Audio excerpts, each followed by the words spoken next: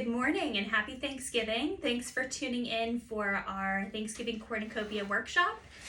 Today we are going to be creating a beautiful centerpiece for your holiday table, and we'll talk you through step by step, kind of like a paint by numbers class, on how to assemble and how to keep fresh your beautiful flowers for the holiday.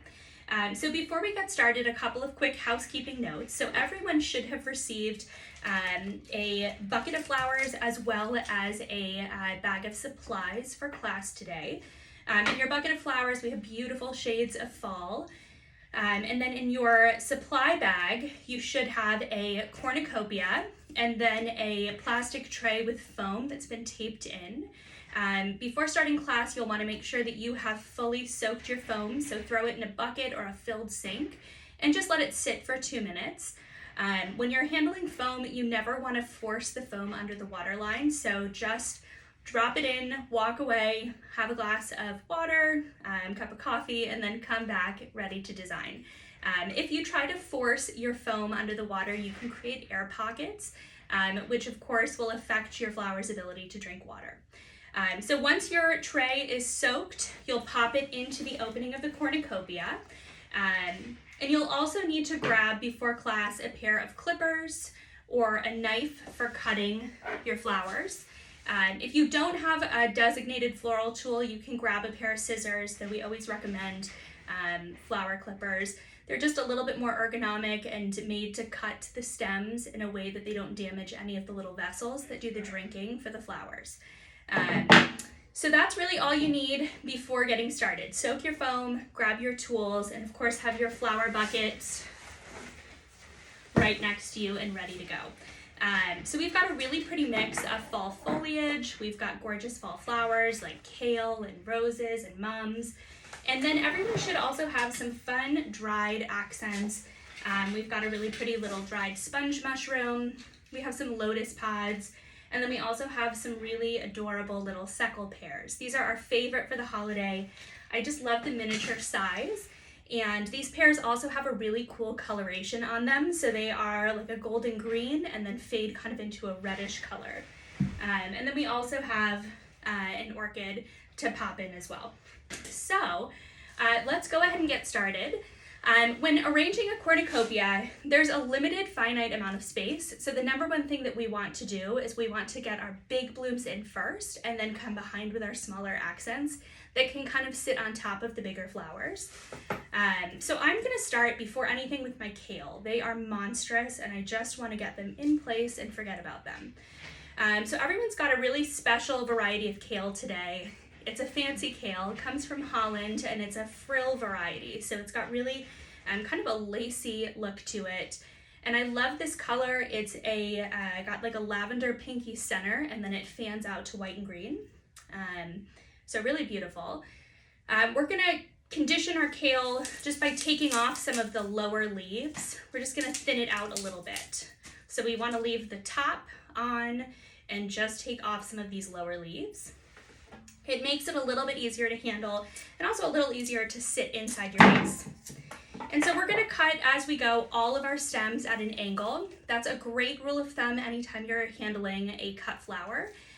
You wanna open as much of that surface area on your stem as you possibly can, because the more surface area that you open up, the better the flower drinks, the longer it lives. So I'm going to take my kale and I'm gonna put one kind of straight up and down to make the back wall of my arrangement, and then I'll put the other one on the opposite end of my design. So I'm just going to push my kale in place. Okay, so he's sitting almost straight up and down, and you can see right up against the back of my cornucopia. So we're kind of hiding the hole in the back of the cornucopia. And then I'll take my second kale, and I'm gonna put him on the total other side towards the front of my cornucopia. So it's fun designing on this Lazy Susan. I can spin all over the place and show you what I'm doing.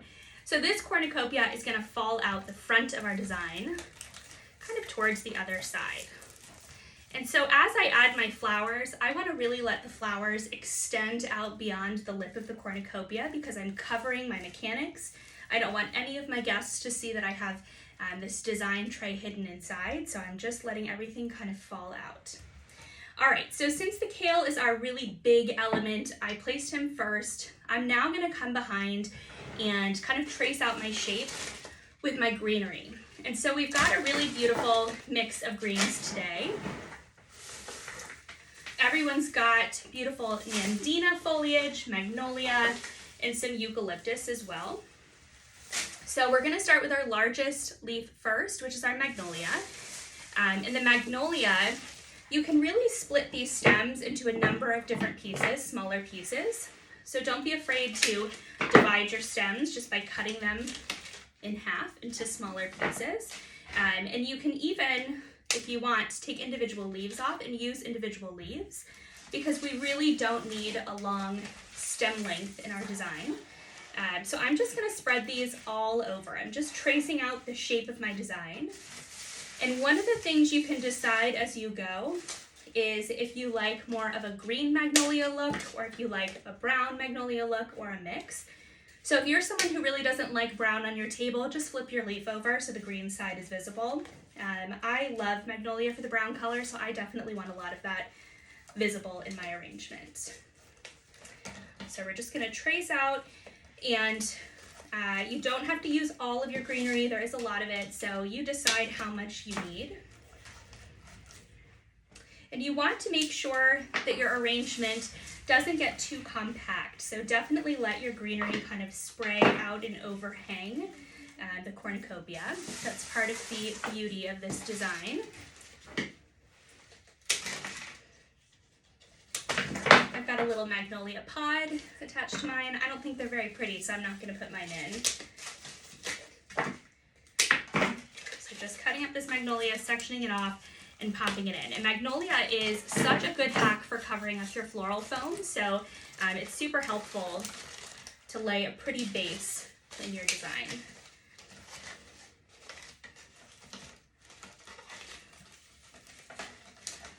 Okay.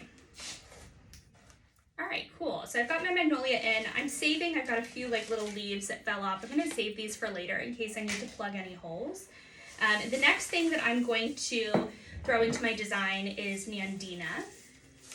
If you have berries on your Nandina and you have pets in your home, just throw them away. Pets get a hurt tummy from Nandina berries, so just be careful with that. All right, so again, we're cutting our Nandina into smaller pieces just like we did with our magnolia. I absolutely love Nandina this time of year. I think it creates such a pretty light feeling in a design. So cut it into the smaller pieces. I usually let my Nandina be the greenery that hangs the farthest out of my design. Just very light and pretty. So have fun with yours.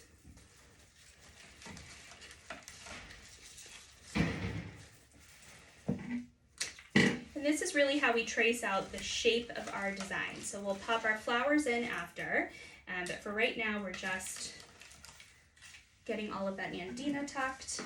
Okay.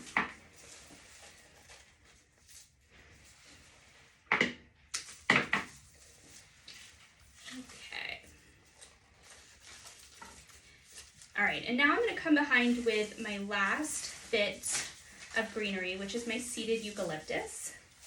And I'm just going to use this for an extra type of texture in my arrangements. So seeded eucalyptus is so beautiful because it's got a really beautiful drape to it. Kind of falls out of your design. So you can see I've got my eucalyptus draping out. I would recommend using this lower down in your design just to get that pretty soft drape. And then you can mix in one or two little pieces higher up, but it's definitely going to be a good workhorse for drape lower down in your arrangement. All right. So now I feel like I have a pretty good outline traced for my cornucopia. I still obviously have visible foam, and that's fine because we're coming in with flowers next. We just really at this point wanted to get our canelid first because it's so huge, and then we wanted to trace out the outline with our greenery. So without further ado, let's get started with our roses. So everyone should have 2 colors of full-sized rose in their bucket. We've got a beautiful Playa Blanca, which is a white rose, And then we've got a really gorgeous shimmer, which is a peach rose.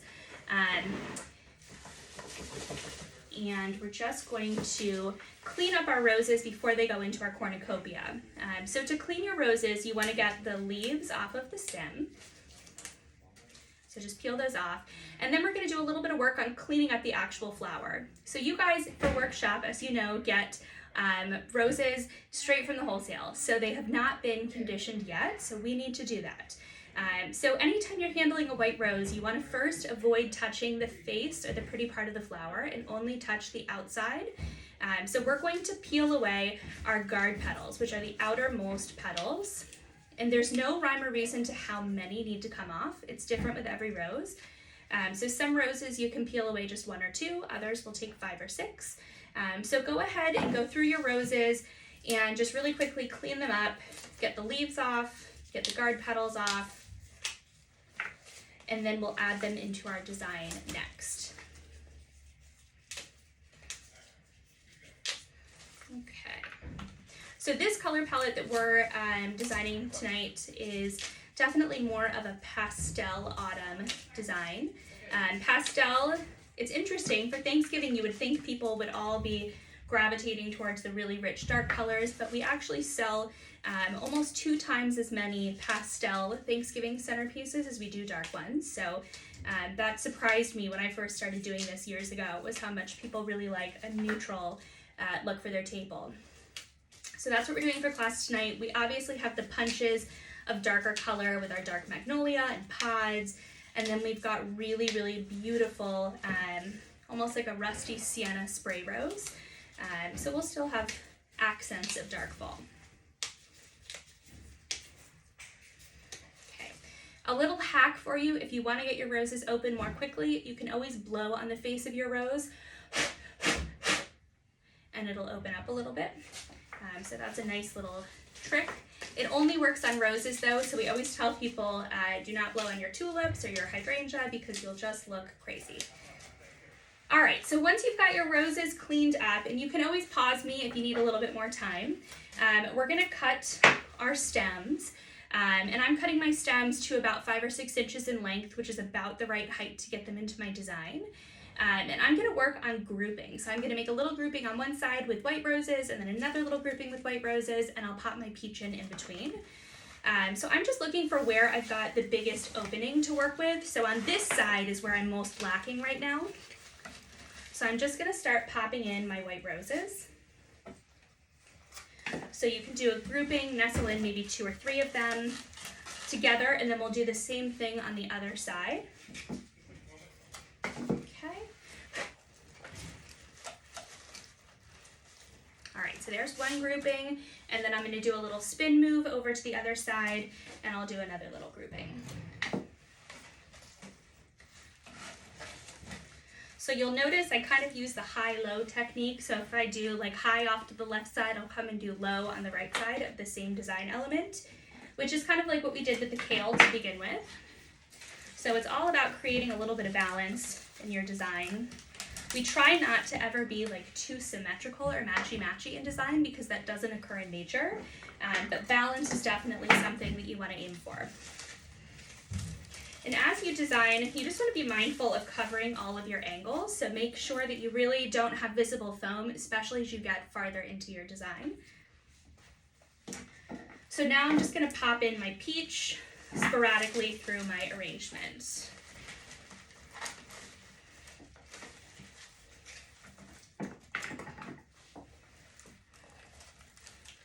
And as you go, especially as you get later in your design, you will have trouble getting your stems in just by virtue of we've got a lot of flowers. So if it's not going where you want it to go, just take it out and move it an inch or 2 to another direction. It's always a little frustrating later on in the design when that happens. Okay, so we've got our cornucopia filling in really beautifully. The next thing that I'm going to pop in, again, I'm working from my biggest flowers down to my littlest flowers, will be our beautiful mums. And this is a Disbud mum, and this color is called a copper mum. It's a really gorgeous like sienna bronzy color. So we're going to pull the netting off carefully, and then we're going to strip leaves and push our mums in. And this flower, when I add the mums, when it starts to feel like Thanksgiving. If you know our shop style at all, you know that we are really not a mum shop. We're a little bit flower snobbish here, and so this is the only time of year that we will ever use mums. For two reasons. One, we're outside of dahlia season. We're all mourning the loss of dahlias. And these are a good substitute. And also because there is something that just feels appropriate in Thanksgiving to use mums. There are pretty mums and there are ugly mums, so we try to buy only the pretty mums. We don't love a lot of like the bicolor mums, but this solid color is really rich and gorgeous. So I'm just gonna pop these guys in. Okay. And you can see I'm really starting to fill in all of these gaps and holes, which is nice.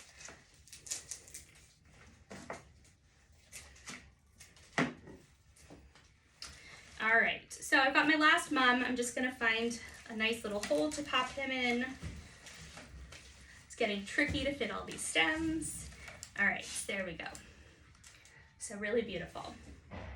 The last thing that I'm gonna pop in that is like a traditional flower with a stem is my beautiful spray rose. These are called sonoras, they're beautiful. And I'm gonna go ahead and cut these into more manageable pieces. So if you see, there's long laterals on these spray roses, and because I have such a shallow little design, I can kind of break these stems off and treat them as their own individual flower, which is nice. It's more bang for my buck. So I'm just gonna work these in. These spray roses do have guard petals just like regular roses do, so I'm just gonna eyeball them. I tend to be less thorough with picking guard petals off of spray roses. So use your judgments. Don't go crazy. If there's something that's really catching your eye, obviously pull it off. And these are awesome to kind of fill in the little cracks and holes in your design. Every design will have them, so they're really great to plug and fill at the end. Plus also a really fun punch of vibrant color.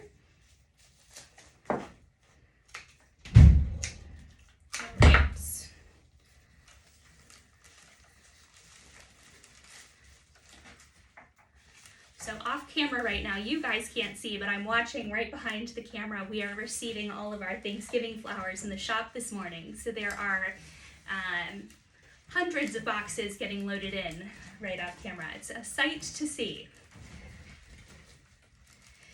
All right. So don't feel like you have to use all of your spray roses. Whenever you feel like you are full, you can decide when to stop.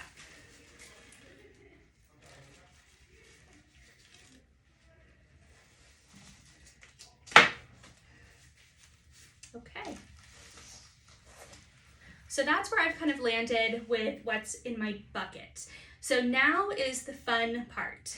So we're going to add our dried elements. We're also going to add in now our pears and kind of put finishing touches on our design. So the first thing I'm going to do is I'm going to work in my lotus pods. Lotus pods are just dried pods. They'll last forever. If you have a little secret corner of your home where you keep design elements, you can always stash these and reuse them for future Thanksgivings. So we're just going to pop these bad boys in. Wherever you've got a little hole, they can also kind of like rest on top of another flower if you don't feel like you've got a good open spot. So we'll just nest those in. You want to make sure anytime you're handling a really round design element like a pod that you don't put them at the same height in your arrangement, because you will create that eyeball effect and nobody wants to feel like their flowers are watching them at dinner. So definitely keep them kind of on a slant or on an angle. We also have this gorgeous picked sponge mushroom. I don't know what it is about these, but this is probably one of my favorite dried fall decor elements. I think they're so pretty and neat. So I'm just gonna pop in my mushroom kind of towards the top of my cornucopia and let him stick out. So he's living right here. Looks really gorgeous. And there are two sides to the mushroom, so you can decide which side you think looks prettier. There's a front and a back. And then I've got my gorgeous Cymbidium orchids. They're just living in a water tube, and these guys drink virtually no water, so they're gonna be happy and content sitting in the little tube. Just make sure there's still water in your tube that's hitting the stem. Sometimes during transport, a little leaks out. So we're gonna go ahead and pop our Cymbidiums in. Okay, so that looks great. And then the last design element are our speckle pears. And you can go wild. We love putting produce in Thanksgiving centerpieces. You can go into your fridge and pull out pomegranates, persimmon, and Brussels sprouts are incredible, artichokes, lady apples or regular apples. So don't feel limited by the pears that we gave you. You can really just go wild. So we're gonna pop our pear in, and that's also a great way to refresh these. If you are feeling like one or two of your flowers are giving out by Thanksgiving, which is entirely possible, you can always just pop it out and stick in like an apple in its place, and it'll look beautiful. I always laugh when I entertain for the holidays. I love fruit and flowers, so I will oftentimes like pop fresh lemons into a centerpiece, or throw cabbages in my Easter long and low. And my friends come over and they're always pseudo impressed with my flowers, but it's always the fruit that blows their mind. They're like, you are a genius, you used an apple in your arrangement. So don't be surprised if your company really is wowed by the pears or whatever you dig out of your refrigerator. So I'm just gonna pop my pear in. Okay, so now I've got a pretty well stuffed cornucopia. It looks beautiful. So a couple of quick things for Thanksgiving, for styling of this. I love cornucopias for a long table or for a round table even, are really pretty.